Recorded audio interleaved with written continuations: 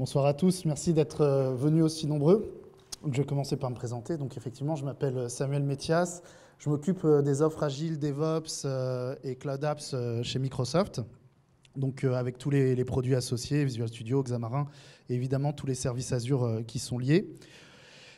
Et donc, l'idée aujourd'hui, c'était de vous parler un petit peu de DevOps au sein de la transformation digitale. Et c'est intéressant parce que, je ne sais pas si vous avez remarqué, mais transformation digitale, DevOps, c'est des choses dont on entend parler de plus en plus. Tout le monde en parle, mais grosso modo, personne ne sait ce que c'est. Donc l'objectif pour moi ce soir, ça va être un petit peu d'essayer d'expliciter quelle est notre vision de la transformation digitale ou telle qu'on pourrait le voir, qu'est-ce qu'on peut essayer de mettre derrière DevOps. Et notamment, je vais beaucoup m'inspirer du livre que j'ai eu la chance de coécrire avec Stéphane Goudot, qui est ici. Donc si vous voulez des dédicaces, c'est lui là-bas. Et qui est offert exceptionnellement ce soir pour ceux qui le souhaitent. Alors, vous avez eu la petite pub quand même en passant. Alors, la vision, c'est quelque chose d'extrêmement important. Je m'inspire beaucoup de cette citation que Satya a beaucoup repris, l'actuel PDG de Microsoft, « Every company is a software company ». Dans le sens de dire, mais qui aujourd'hui peut se targuer de fournir de la valeur à ses clients sans passer par du logiciel, sans passer par des services applicatifs? Aujourd'hui, quel que soit le secteur, quel que soit le segment, quand on veut fournir de la valeur à ses clients, on passe par du logiciel. Donc tout le monde adopte des pratiques qui sont les pratiques historiques des éditeurs de logiciels. Ça, c'est un premier constat. Le second, c'est un graphique du MIT, c'est que ceux qui embrassent cette transformation digitale, qui embrassent cette transformation numérique, c'est ceux qui réussissent le mieux. C'est eux qui ont le meilleur revenu, c'est eux qui ont la meilleure rentabilité et c'est eux qui gagnent le plus de parts de marché. Et ça tombe bien, c'est que les dirigeants d'entreprise, en général, l'ont compris. Pour plus de 9 sur 10 d'entre eux, ils ont compris qu'il fallait qu'ils fassent leur transformation digitale. Ils se disent, il faut le faire, on va y aller. Et pourquoi il faut le faire? Parce que s'ils ne le font pas, ils disparaissent. Et c'est d'autant plus frappant quand on regarde un petit peu les statistiques du Fortune 500. On dit que en l'an 2000, il y avait la moitié des entreprises actuelles qui n'existaient pas. L'an 2000, c'était il y a 16 ans, des adolescents. Et quand on se projette en 2026 par rapport à aujourd'hui dans le S&P 500, on passe à 75%, les trois quarts. Les trois quarts auront à peine 10 ans. Ils ne sont même pas encore entrés dans l'adolescence. Donc aujourd'hui, si on ne réussit pas cette transformation, les plus jeunes, ceux qui naissent dans cette digitalisation, eux vont venir prendre la place. Donc si les dirigeants d'entreprise ont bien compris ça, pour à peu près la moitié d'entre eux, on se rend compte, oui, ils vont être à l'initiative, porteurs, sponsors d'un plan de transformation digitale. On va voir ce qu'ils mettent dedans. Mais ils ne sont pas les seuls. Il y a les directions d'entreprise qui s'y mettent aussi, notamment tout ce qui est marketing et communication. Parce qu'en marketing et en communication, la numérisation, la digitalisation, l'ère de l'Internet, aujourd'hui, on n'y pense plus. C'est un no-brainer, on y va. Il y a plus débat sur ce sujet. Mais pas que. L'ensemble des directions métiers aujourd'hui commencent à se poser la question de qu'est-ce que va être son business demain. Avec l'arrivée de l'IoT, avec l'arrivée de cette digitalisation, qu'est-ce que ça transforme, qu'est-ce que ça change?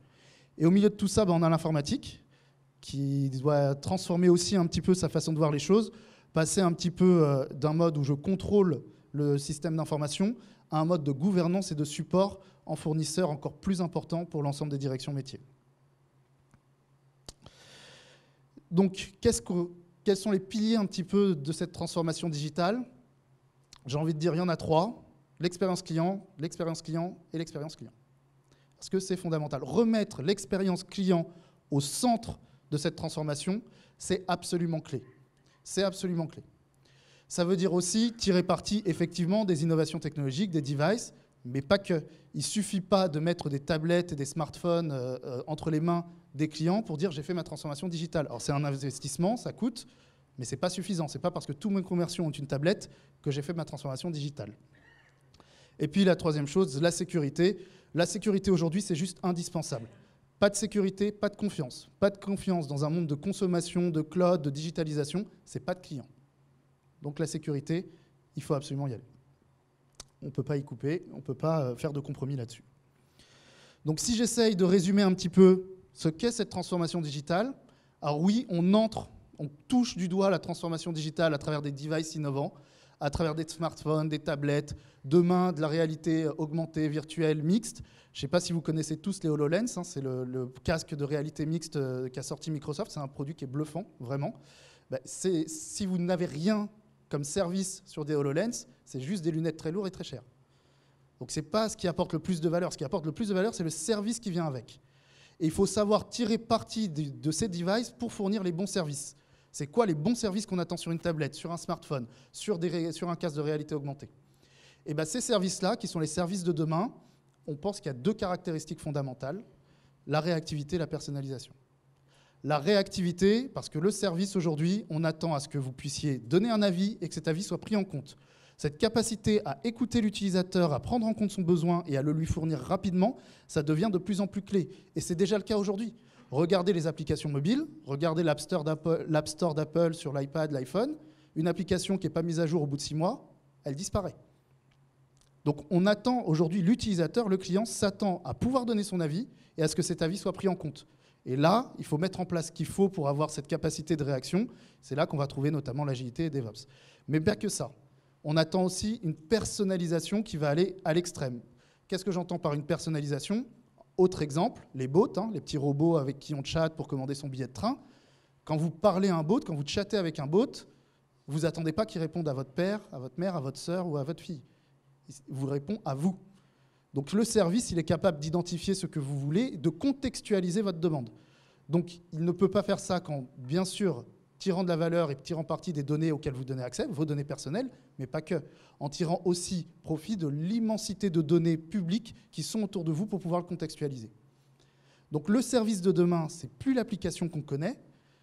La transformation digitale, ça vise à fournir les bons services qui vont tirer parti des devices et des innovations technologiques pour vous fournir un service extrêmement réactif en fonction de vos besoins et extrêmement personnalisé qui vous répond à vous. Et pour y arriver, il n'y a pas de secret, il va falloir tirer de la valeur de l'immensité de données qui sont autour des services de demain. Et là, évidemment, le cloud, la capacité qu'a un cloud à stocker, analyser, rendre intelligent un certain nombre de ces données, ça devient absolument clé. Donc si je résume en un mot, la transformation digitale, de notre point de vue, c'est fournir des services intelligents. C'est mettre de l'intelligence. Et pour mettre de l'intelligence, et c'est d'autant plus important de mettre de l'intelligence que ce monde change, notre monde se digitalise. En 2020, 1 million de devices par heure qui se connectent à Internet. Toutes les heures. 1 million. Le SSP 500 en 2020, donc dans 4 ans, 12 ans d'âge moyenne. On est en train de réduire. Et puis les 2/3 des traitements informatisés, donc des traitements informatiques, vont passer par du cloud public à partir de 2025. Les 2/3. Donc le monde, il change. Il faut embrasser ce changement. Et pour y arriver, bah oui, il faut les bons outils. Il faut la bonne plateforme. Et puis il faut des services qui sont en capacité de gérer les données. Donc chez Microsoft, c'est les suites Visual Studio, c'est les plateformes autour d'Azure sur les données ou sur l'ensemble des services avancés. Et comment on démarre? Bah là, il y a 2 façons de voir les choses. On prend un nouveau service et on se lance. Et on y va, ou on transforme un service existant. Moi, ma conviction personnelle, mais qui n'engage que moi, c'est que dans transformation digitale ou numérique, il y a transformation. Donc on part de quelque chose et on le transforme. Quelque part, si vous démarrez une nouvelle application, un nouveau service, tout le monde va s'attendre à ce qu'il naisse dans ce monde-là, avec cette réactivité, avec cette personnalisation. Par contre, transformer un service existant pour l'emmener vers cette transformation-là, là, vous démontrez vraiment la valeur, vous montrez que vous changez et que vous embrassez ce changement. Donc DevOps, clé pour pouvoir accélérer, mais qu'est-ce que c'est?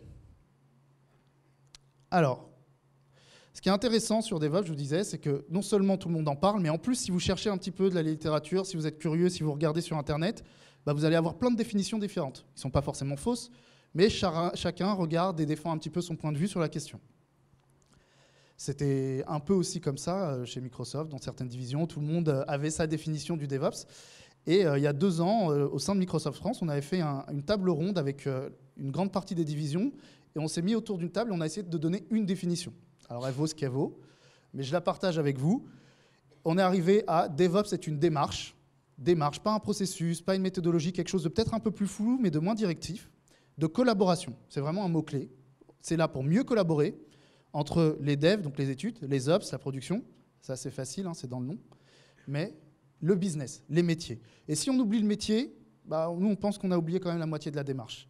Et ce, sur l'ensemble du cycle de vie du service, Donc du design, c'est vraiment du moment où vous écoutez, cette capacité à prendre le retour de l'utilisateur et à le prendre en compte, pendant tout ensuite le support en production, donc tout le cycle de vie du service.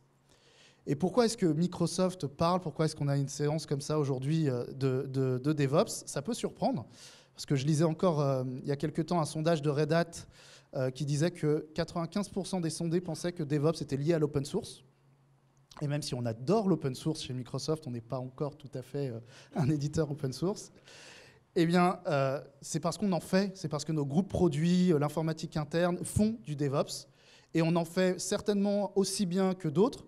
La grande différence, c'est que Microsoft n'est pas né dans un monde agile, n'est pas né dans le cloud. C'est une boîte de 100 000 personnes dans le monde qui a dû se transformer. Et cette transformation-là, elle est passée par des hauts, par des bas. Je pense qu'on aura l'occasion d'en reparler pendant la table ronde. Mais c'est cette transformation qu'on partage, cette expérience qu'on partage avec nos clients, nos partenaires, sur cette façon qu'on a eu, nous, notre manière de mettre en marche l'agilité et DevOps. Vous l'avez compris, passer sur DevOps, c'est changer de dimension, c'est-à-dire c'est passer de roadmap à 10 ans, vous avez tous connu, ou quand 2 ans à l'avance, on disait quelle fonctionnalité il va y avoir dans le produit, à des fonctionnalités qui sortent toutes les 3 semaines, 2 semaines, ça dépend des produits. Donc on est passé en fait d'une métrique de l'ordre de l'année à la semaine, ce qui est relativement important. Je vous invite, pour ceux que l'anglais ne rebute pas, à consulter ce lien avec des histoires des groupes produits qui sont très intéressants sur la transformation agile, l'intégration continue et le DevOps. Vous verrez, c'est très bien fait. Donc si j'essaye de redéfinir un petit peu DevOps sur des piliers qui ne sont pas forcément les piliers conventionnels, mais pour essayer de toucher du doigt ce que c'est concrètement, c'est d'abord une culture de collaboration. C'est d'abord une culture. Patrick Debois, qui est le fondateur un petit peu du mouvement DevOps, insiste beaucoup là-dessus. C'est d'abord une culture avant une automatisation. Il y a beaucoup de littérature sur l'automatisation, la façon d'accélérer avec les outils, mais c'est d'abord une culture de collaboration. Et une culture de collaboration, ça veut dire quoi? Ça veut dire collaborer en confiance. Et la confiance, tout le monde le sait, facile à perdre, difficile à construire. Donc ce qui est clé, c'est qu'est-ce qu'on fait dans cette culture-là pour faire en sorte que ça fonctionne et que la confiance s'installe. Parce que si ça ne fonctionne pas, si la confiance ne s'installe pas, vous pouvez automatiser autant que vous voulez, ça ne fonctionnera pas mieux. Donc il faut d'abord réussir à faire fonctionner en confiance. À partir de là, évidemment, il y a l'automatisation. Évidemment, l'automatisation, c'est un super moyen de pérenniser cette confiance, de la garder dans le temps et d'accélérer. Et tout ça pour aller vers le continuous delivery. Alors le continuous delivery, c'est différent de DevOps, donc la livraison continue. On entend beaucoup parler des deux ensemble. Pour essayer d'expliciter un peu la différence, je vais vous donner un exemple tiré directement des produits et de l'expérience interne qu'on peut avoir. Vous connaissez tous Office, normalement. Ça va, j'ai perdu personne. Office 365, la version en ligne. Dans Office, il y a un produit que, normalement, vous connaissez aussi, c'est PowerPoint. Et dans PowerPoint, une fonctionnalité qu'a priori, vous avez tous utilisée au moins une fois, c'est le bouton diaporama. Et bien, dans Office 365, derrière le bouton diaporama, il y a une équipe de développeurs, une feature team, qui développe cette fonctionnalité, entre autres. Quand ils ont décidé qu'il y avait une nouvelle version, et ben, la fonctionnalité est codée, construite, et poussé en production. C'est les développeurs qui décident du moment où ils poussent en production. Il n'y a aucune intervention humaine. Là, ça passe par toute une série de tests automatisés, toujours aucune intervention humaine. Et si tous les tests sont bons, c'est poussé en déploiement. Comme c'est une version en ligne, c'est poussé sur les data centers. Quand vous êtes sur le produit, vous êtes lié à un data center. Quand c'est déployé sur le vôtre, vous cliquez sur le bouton, et là, vous lancez la nouvelle version. Et là, pas de chance, ça plante. Alors, ça plante jamais chez Microsoft, hein. Mais là, pas de chance, et ben à ce moment-là, ça charge automatiquement la version précédente et ça vous l'exécute. Donc vous ne le voyez pas que ça plante. Ça capture l'ensemble des informations du crash, ça le renvoie à l'équipe produit, qui va devoir faire le correctif, qui va éventuellement mettre à jour la procédure de test, puisqu'il y a quelque chose qui est passé qui n'aurait pas dû passer, qui va redéployer. Au moment où ça plante, ça stoppe le déploiement sur votre data center. Donc si vous êtes à Paris, ça ne va pas aller sur les data centers qui sont au-delà, dans la séquence de déploiement. Ça va attendre le correctif, jusqu'à qu'il revienne à vous. Quand ça revient à vous, que vous cliquez, là ça fonctionne, ça relance le déploiement de la version corrigée sur l'ensemble des data centers worldwide. Ça, c'est de l'intégration continue. C'est du très haut niveau. Est-ce qu'on a besoin aujourd'hui chez nos clients d'aller aussi loin sur l'ensemble de la chaîne? Pas forcément. Mais derrière ça, il y a tout un ensemble de pratiques DevOps qu'on peut mettre en œuvre, qu'on peut choisir, qu'on peut intégrer en fonction des besoins pour accélérer dans son cas spécifique et concret. Donc vraiment, un petit peu les 3 piliers. Donc vous l'avez compris, DevOps, c'est la façon de faire de l'informatique pour tirer vraiment de la valeur des innovations technologiques. Et en particulier, il y a quelques scénarios où c'est juste indispensable de faire du DevOps, parce qu'aujourd'hui, on part perdant d'avance si on ne le fait pas. C'est tous les scénarios autour de la mobilité. Faire une application mobile sans penser à la faire agile et DevOps aujourd'hui, c'est complètement anachronique. Tous les scénarios autour du cloud. On peut faire du cloud sans faire du DevOps. Hein. Mais si on veut vraiment tirer parti de l'agilité du cloud, on va vers des démarches de type DevOps. Tout ce qui est application moderne, multiplateforme, multi-OS, évidemment. Et puis l'agilité, hein, dès qu'on veut être plus agile, on tend, puisque l'agilité étendue sur l'ensemble de la chaîne informatique, c'est quelque part une des définitions du DevOps. Et juste pour illustrer un petit peu la différence entre agile justement et DevOps, pour que vous compreniez bien, c'est que quand on était dans les méthodes agiles, on avait les représentants des utilisateurs, le marketing, les commerciaux qui vous parlaient. On avait des cérémonies de démonstration pour sentir ce que les utilisateurs voulaient ou pas.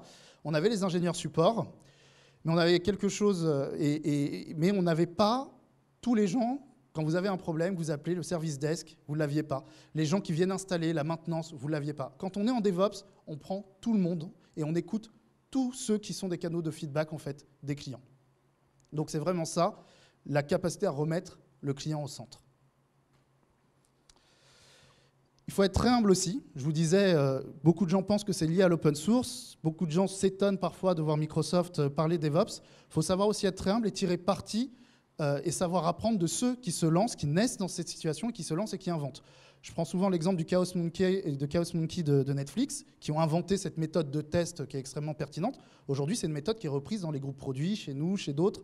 Donc il faut savoir aussi apprendre des autres, il faut rester toujours très humble. C'est vraiment un processus d'apprentissage continu. Donc comment on y va? Assez rapidement, parce que je ne sais pas si... J'ai encore un petit peu de temps. Alors comment on y va? D'abord, il faut se dire qu'on veut aller plus vite, donc ça veut dire qu'une production doit être agile. Une production agile, c'est une production qui arrête de mettre les services à disposition tous les ans, mais qui va le mettre toutes les minutes, toutes les secondes ou tous les jours. Ça va changer un certain nombre de choses dans la façon de gérer son exploitation. De la même manière, il faut que les développeurs fournissent ces fonctionnalités plus vite. Si vous mettez 12 mois à sortir la moindre fonctionnalité ou le moindre correctif, il n'y a pas d'intérêt à demander à mettre en production toutes les secondes. Ça veut dire qu'il faut trouver un rythme en commun. Et le bon rythme en commun, c'est lequel? Le bon rythme en commun, c'est celui du client, c'est celui du métier.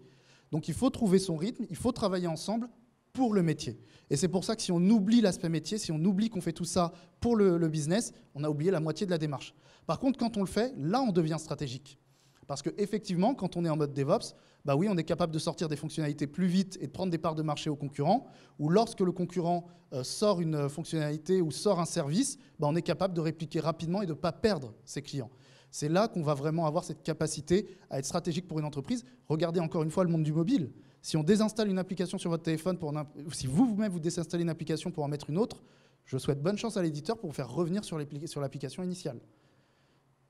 Donc ça devient critique dans un monde qui tend vers ce type d'usage d'être en capacité de réagir rapidement.